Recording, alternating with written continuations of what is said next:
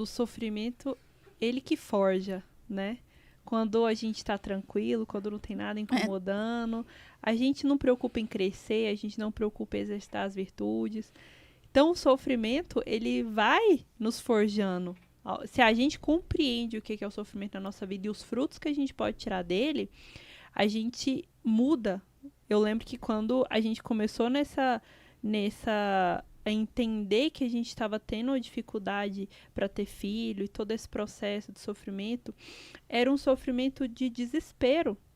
Ele não tinha fruto. Eu só chorava, chorava, chorava, né? Aqueles momentos assim que eu tinha crise de choro toda semana e tudo. Não podia ver uma grávida, aquela loucura que quem vive isso entende. Mas não tinha fruto porque eu não evoluía. Eu não evoluía. E eu só regredia. Então, a partir do momento que eu comecei a tentar ver de outra forma, e com a ajuda do Guilherme, que eu acho que o Guilherme ele sempre foi muito maduro em relação a isso. Ele que me sustentava, que me escutava. Eu falo, não, amor, vem cá, vamos pensar. E a gente tem muita conversa assim profunda, sabe?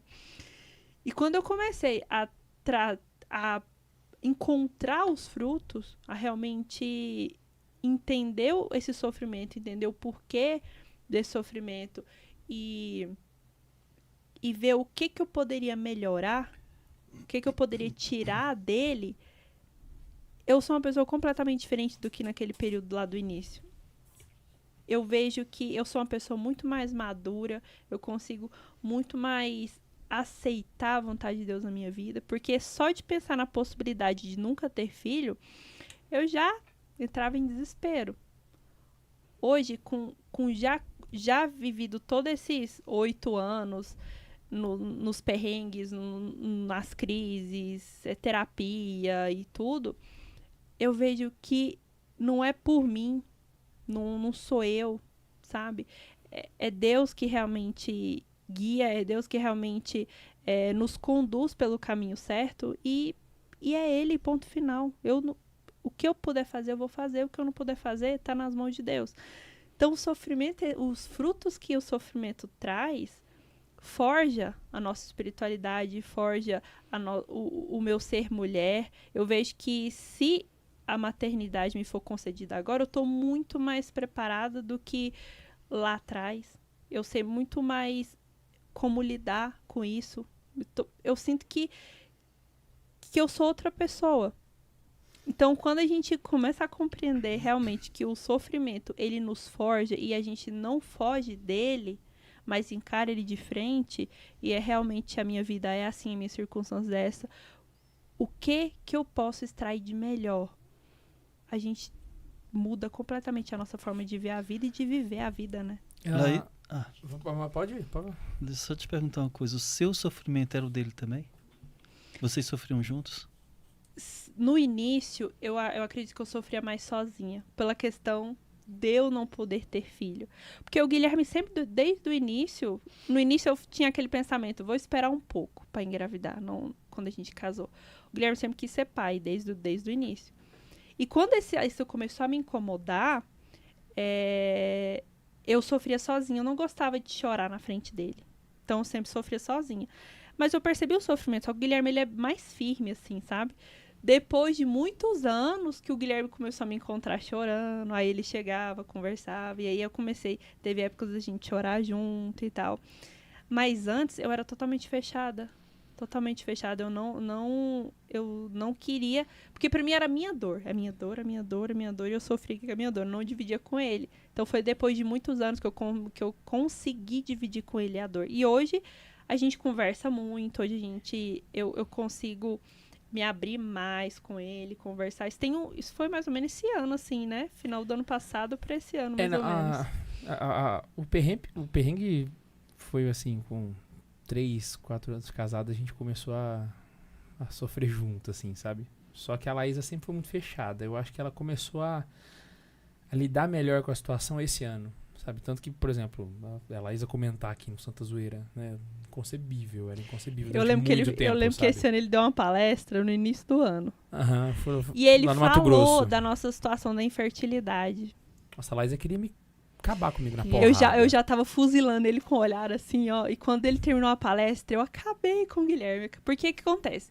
Quando você abre esse assunto e você não tá preparado pra receber as pessoas, porque as pessoas elas ficam com pena, as pessoas querem consolar, as pessoas querem te dar a ideia de uma garrafada, de um remédio, vou rezar por você, põe a mão na sua barriga. Profetizar que essa bênção vai acontecer na sua vida. Eu perdi as contas de quantas pessoas já profetizaram na minha vida, já sonharam que eu tava grávida. Já é ano que vem, Laís, ano que vem, esse ano que vem não chega. Então, assim, eu não tava preparada. Eu falo pro Guilherme que eu vejo que um divisor de águas na minha forma de lidar com essa situação foi um retiro da obra, um retiro de silêncio que eu fiz esse ano. E que era um retiro que eu fugi. O Guilherme já faz todo ano e eu sempre fugi. Eu não queria fazer 6 anos seguidos que eu faço, a Laísa, esse ano não vai dar. Não, é muito caro. Minha desculpa era que é muito caro, mas eu fugia desse retiro, sabe? E eu tive uma clareza muito, muito grande nesse retiro, através da direção espiritual que eu tive, de conversas com mulheres, porque a obra ela tem mulheres que são numerárias. Elas entregam a sua vida para a obra. E elas não têm filhos. E eu queria entender o que elas sentiam por não terem filhos. Porque eu não tinha filhos, mas eu desejava tanto ter filhos, eu sofria tanto porque eu queria ter filho, que eu falava, me explica, me dá a receita, me conta, porque eu não quero ter esse desejo a ponto de sofrer. Eu quero simplesmente viver de leve. Se vier, maravilha. Se não vier, maravilha também. E aí a gente conversou e foi uma coisa tão boa, assim, ela me mostrou, Laísa, não é o fim, o filho não é um fim na sua vida. O filho, ele é um meio, e é um meio que Deus pode te conceder ou não te conceder. Aí ela falando, eu tenho hoje uma vocação muito madura. Claro, eu já passei por essa situação dessa questão de pensar se eu ia casar, se eu não ia casar, se eu ia ter filhos, casasse. Mas hoje eu estou muito plena na minha vocação. Então, assim, não dá para você comparar comigo a sua situação. Mas fica tranquila, reza, coloca na mão de Deus. E foi isso que eu fiz o retiro. Conversei com o padre e tudo, e fiquei meditando. E a partir de lá, eu tenho uma frase que eu sempre carrego comigo, que é a seguinte, que é da Chiara Lute, né? Se tu queres, eu quero. E aí eu comecei a meditar todo dia essa frase. E aí foi como que Deus tirando, sabe, o peso das minhas costas, o peso, assim, de não ter filho, sabe? E hoje eu consigo conversar sobre isso. Se fosse no início do ano, eu jamais ia conversar sobre isso.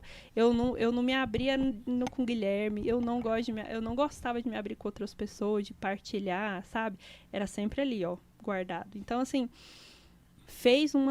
o aceitar a vontade de Deus na minha vida realmente mudou a forma como eu encaro as minhas circunstâncias. E eu parei de me comparar, porque eu me comparava excessivamente com as outras pessoas, né? Teve um tempo que a Laísa saiu do Instagram. Teve um tempo Sim, que eu pedi pra ela, falei assim, é tanta mulher tendo filho o tempo todo. É tanta mulher tendo filho, é tanta mulher tendo chá de revelação, é tanta mulher isso, tanta mulher aqui, que eu falei, não, eu preciso desintoxicar do Instagram.